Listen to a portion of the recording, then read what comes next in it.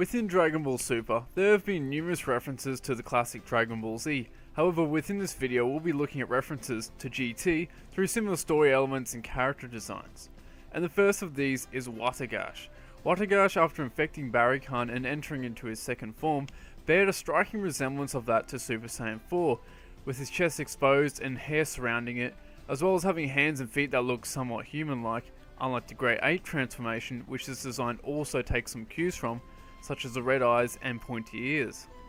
Additionally, Barry's final form, although very hideous, does have some resemblance also to Omega Shenron, such as the large trim of spikes, as well as having further spikes covering the back of his body. And although much smaller, he does have also 2 spikes on his head, he has the same style of ears, and even both have a source of power located in their forehead. Whether intentional or not though, the concept of Watagash himself is also someone like the villain Baby, and how he affects victims and takes control of the host's body, granting them additional power. Sirloin is the next character on this list, sharing similarities in his design towards 2 GT characters, and the first being General Rildo. Now, out of all the characters, these definitely have to be the closest looking. Both characters have a bulky build with a similar skin tone, however the design for the face is where the similarities between these two really show, such as the red eyes, no eyebrows, the same nose, and even a very similar facial expression, as well as both having a pointy yellow helmet. But it doesn't stop there. In his transformed state, Sirloin's design resembled Bompara, with the same matching skin tones also now appearing much closer to General Rildo's. Although Bompara's face already shares many similarities to General Rildo, so there is not much more to say regarding the similarities in facial features. However, this time around, when looking at Bompara's eyes, you can see that they match a lot more to Sirloin's now with the black pupils added, unlike Rildo's eyes, which had none and had lines throughout it. But the most obvious detail is of course their outfit, with both sporting a very similar colour palette with reddish and yellow tones. Now, clothing wise though, there isn't too much similar except for the pointy hat thing. Another fighter from Universe 2 that shares features to another member of the machine mutant race is Zabuto and Dr. Mew, and the first similarity of them is both being Tuffles, and although Dr. Mew was technically a machine mutant, he was inhabited by Baby, who carried Tuffle DNA, making him part Tuffle or Saphirian.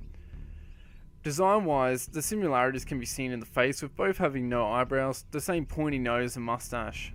It is possible that this design was based more off Dr. Gero, although Dr. Mew was also probably based off that design as well, so it isn't clear where the inspiration directly comes from.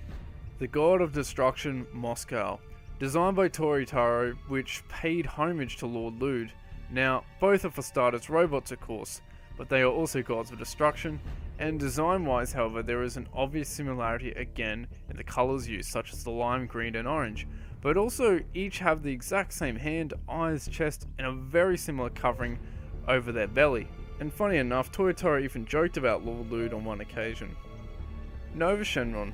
This one is quite a small one, but I couldn't help but notice how close the colour palette was for Nova Shenron and Frieza after transforming, as both characters had a golden body of course, but with also dark purple undertones. However, whether Nova's design was used as inspiration for Golden Frieza, it's unknown, although it's still kinda interesting comparing these two. Now this next one is more of a plot point similarity that I believe was borrowed from GT, and that was the ritual for Super Saiyan God. Now within Dragon Ball Super, as you probably remember, it involved 5 Saiyans holding hands, with 2 of them placing one hand on the intended user, pouring their heart into another Saiyan, transforming him into a Super Saiyan God. However, a much similar process was done 3 times in GT. The first 2 were to restore Goku's power, skyrocketing his energy, and once also for Baby Vegeta, which coincidentally in Super, when only using 4 Saiyans, also gave Goku an enormous amount of power, with Gohan remarking how this is the most intense it's ever been, and that he has never felt anything like it before. New Dragon Balls. Although this might not seem like a big one, it is interesting to see that in Super, a new pair of Dragon Balls were introduced, and a new dragon along with it of course, just like in GT, how new Dragon Balls were discovered, and a new dragon was introduced into the lore. And while we're on the topic of Dragon Balls, in GT, the Pilaf gang were reintroduced within episode 1 for the first time since 1989.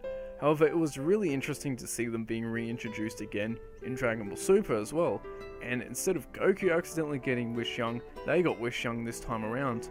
Also within a bonus chapter of the Dragon Ball Super manga, they were shown with the exact same outfit they had in GT, down to the small details such as Emperor Pilaf with Harleni teeth and Shu's ears all drooped over.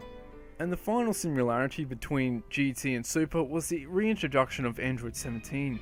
Although he was handled differently both times within each show, it was interesting to see that he was brought back again. However, there was one particular scene which seemed like a clear tribute to Goku's and Super Android 17's fight, which was captured within episode 86 of Dragon Ball Super. Within this episode, Goku is seen battling Android 17 over an ocean and amongst islands, all during an orange sunset, which was very reminiscent of the scene within Dragon Ball GT, where Goku battles Super Android 17 within the same conditions, during an orange sunset, also over an ocean, and amongst several islands. This was a really cool gesture to see, and it will be interesting when Super returns to see if there will be any further ideas borrowed from GT. And with that final point, we'll be wrapping up. Thanks everyone for watching, and feel free to comment any suggestions you have for another video, and I'll see you in the next one.